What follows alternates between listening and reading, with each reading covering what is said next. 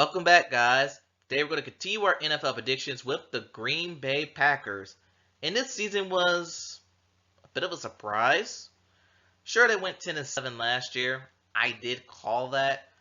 But the way Green Bay played in the beginning of the season than they did to the end, it had them fearing that it told everyone that, yeah, we're still going to be here. What you going to do about it? Because Green Bay, they ended the season really on a high note, able to get themselves a playoff win. But while they came short on their goal, they do have a very, very bright future.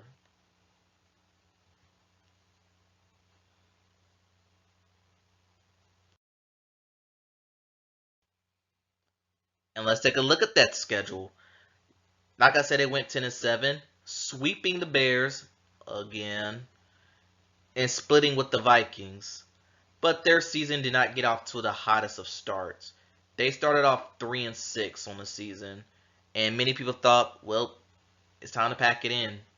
Then they got a win over the Chargers. They beat the Lions on Thanksgiving. They got a statement win over the Chiefs. And while they got whacked against the Giants and Buccaneers respectively, they were able to end the season on three very easy opponents with the Panthers, Vikings, and Bears. Although with Joe Barry's defense, they made that much harder than it seems. And in the playoffs, you want to know what's not that hard? Beating the Dallas Cowboys yet again. And with that, they became the first team to get a playoff win as a 7th seed. And they also were the only teams to win on the road in the wild card round. It's 2021 all over again, but it's not the Cowboys video. But once again, only a brick wall can stop this team. Its name is the 49ers, who have beaten them 3 out of the last 4 playoff trips for the Packers. I know Green Bay is sick of that.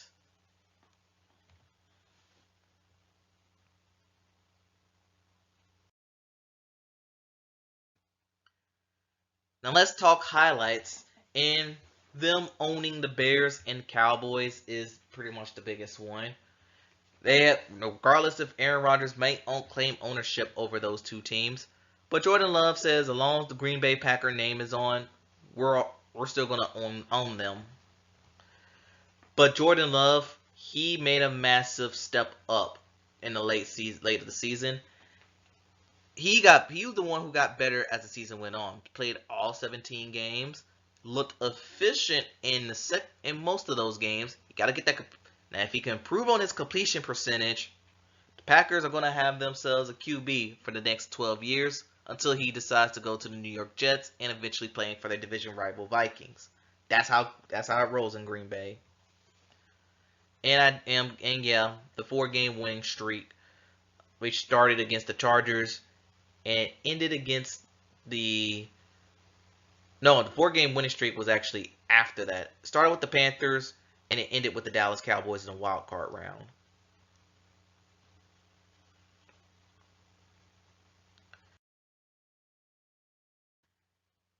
Now for the lowlights, injuries to David Bakhtiari and Alexander. I almost forgot his first Jair Alexander. I almost forgot his first name. But David Bakhtiari, ever since he tore his ACL in 2020, he never was the same guy. And Green Bay had to cut him loose. Jair Alexander, he's actually still on the team for now. And that hurt the Joe Barry defense, which was not good. I'm not going to say it was terrible. It was just not good. And they had to make a change. And then, obviously, losing to the 49ers again. And they're getting really, really sick of losing to that team.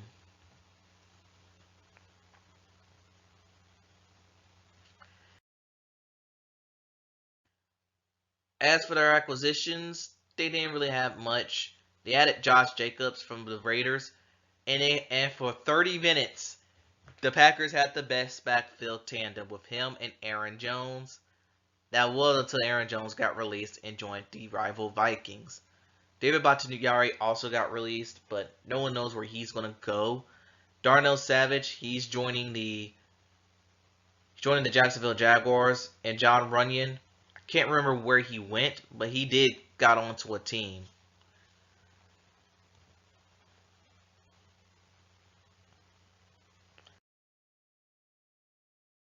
And at the draft, I feel like the Packers did okay.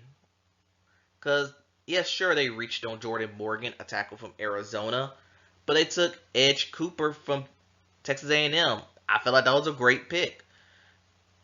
And Javon Bullard, a safety from Georgia, another great pick. I think that could be a steal. They also added the depth with Marshawn Lloyd, running back from USC, to get that backfield tandem. And they also took a quarterback, Michael Pratt, in the 7th round. There is not much.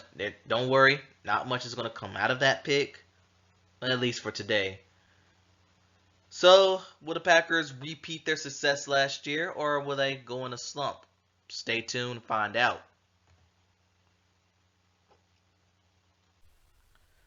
Okay, starting off this season for the Packers, I have them losing to the Eagles on the road.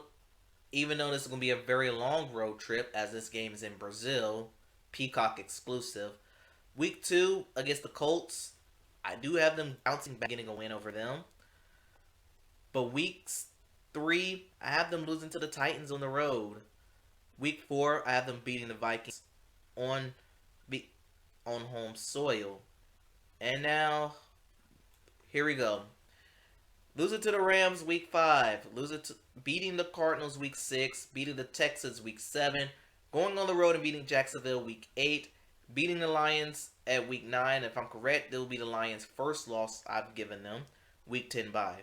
Week 11, owning the Bears week 11, losing to the 49ers at home week 12. I actually thought this was a 49er home game.